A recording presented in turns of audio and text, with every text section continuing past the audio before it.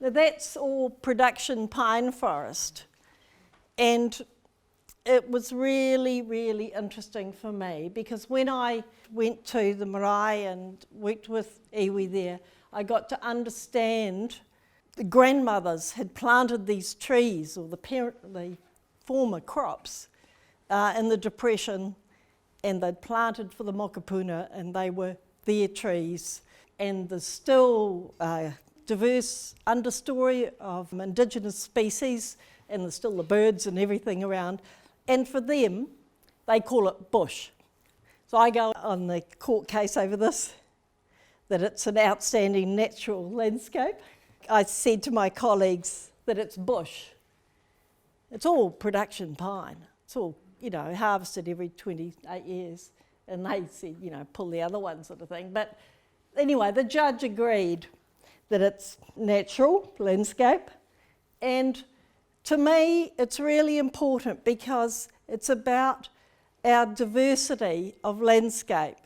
So pine trees in that place are natural to the people that belong there. And that's a very different concept to putting blanket pines into some landscape where it feels foreign. It's a good demo about relationship with place, that you can't have formulaic responses to these things. Very hard to have a set policy for New Zealand on what's appropriate, because the nature and culture of a place is diverse. And so we need to allow for that. What we got recognised as an outstanding natural feature and landscape, the whole of that great sandbar, it's 5,000 hectares. It's big, and it's a sand barrier, and it's all production forestry, but it's natural. In these last 2 years, to address the pressure for carbon sequestration to address climate change, there has been a national environmental standard for plantation forestry. It was formalised earlier last year, 2018. And it seems to have kind of gone below the radar. And it worries the hell out of me, because what it does is overrides district plans and policies and makes forestry a permitted activity, except where it's an outstanding natural landscape. So Matakana Island, you couldn't plant there, but everywhere else you can. So if we look at Banks Peninsula, you see those little green bits on the tops and around the edges? That's the outstanding natural landscape. Everywhere else, there's no controls on forestry, and so you can get blanket forestry occurring there. And I have seen it occurring now I've been working up in Hawke's Bay, and there's massive forestation going in, and it's frightening. And so people coming and buying up these farms and getting subsidised pine plantings, massive ones, and it's very sad where there's been district plans and regional plans where the provisions have been worked through with the community to manage things, like plantation forestry, and now that's all overridden through this policy. Probably most of you in the room have been to Hinawai and seen the wonderful regeneration. I mean, that is the forested future, isn't it, of Banks Peninsula? We don't want, generally, blanket pines as a solution.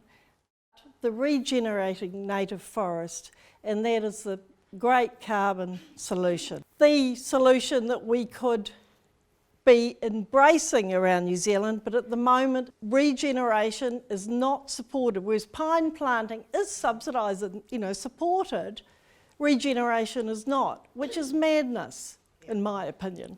Again, we need to rewrite some of these rules. It's time to nudge some common sense change.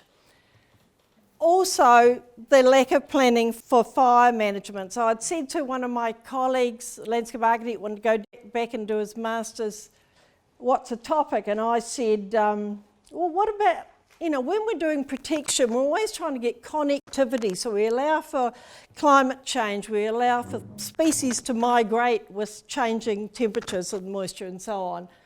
But I worry that with climate change, we're going to have increased fire risk. How do we mesh connectivity and addressing fire risk? And he said, great topic. Went off to Lincoln. They wouldn't accept it. A few months later, we got the Port Hills fires. And within a week, he was allowed to do the topic. It's bizarre, but you know, you think, wow, common sense. What's sad, though, is we're not planning for fire resilience. And a lot of the stuff's being replanted post-fire without planning for fire resilience. We need to do planning for fire resilience. We all know we're going to have more fires. There's species that are resilient, and we need spatial planning and management to look at resilience. In Marlborough, I did a report about 12 years ago to get funding for wilding management. I was a wee bit nervous that there might be a bit of backlash on poison pines. Well, it's been fantastically successful. When I had to do a follow-up a decade later, I was so thrilled to find there'd been no backlash at all. When the tourist boats come in and there's all these ginger poisoned hillsides, they are told this is the technique to get native forest recovery.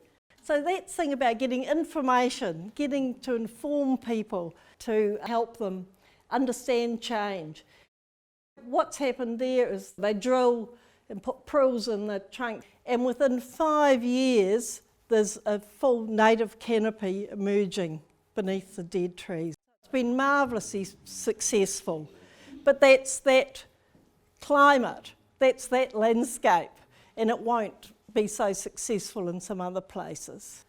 Wilding trees are a massive problem, and the wilding spread around our drylands and our higher altitudes. And with the mass pine plantings that are occurring and being encouraged, we can have more and more with climate situation. It is crazy. There's been monitoring showing seed spread for tens of kilometres. It is an unfortunate situation.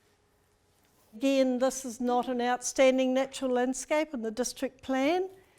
You might be surprised. The yellow without the dots, that's not outstanding. But all that outwash, which is really important, that is not an outstanding natural landscape in the district plan. So therefore, someone could come in and buy that and blanket forest that without even needing consent. The district plan had provisions, but the policy overrides it.